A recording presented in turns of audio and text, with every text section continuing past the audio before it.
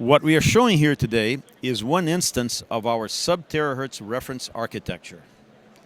And what we do is we enable the capabilities of DNI's vector signal transceiver, or VST, and DNI's very fast FPGA farms to generate real-time modulation and demodulation at frequencies up to 170 gigahertz.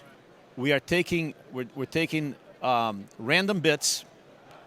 We are not doing any error correcting. We are shaping them to symbols, injecting some pilots, and modulating a transmitted signal with about 4 gigahertz of bandwidth.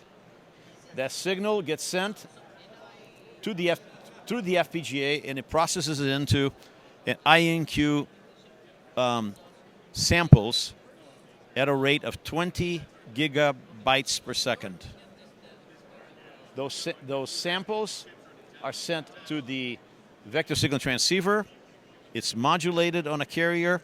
The carrier then goes through a up converter to 156 gigahertz, travels over the air and back to the receiver and back in reverse.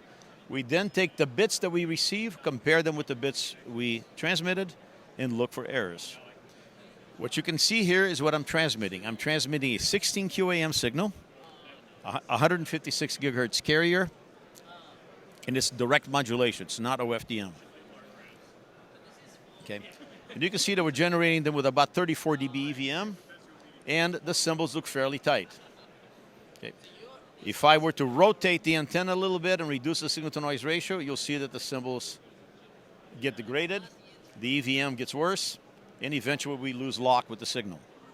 So this is an over-the-air transmission, and if I look at the system throughput, you can see that we are transmitting 8.6 gigabits per second over a 4 gigahertz bandwidth link, and we are not losing any of those bits. Every one of them comes back correct. Of course, this is a relatively short link. In a real link, you might have something where there's some errors induced because of the signal-to-noise ratio being worse.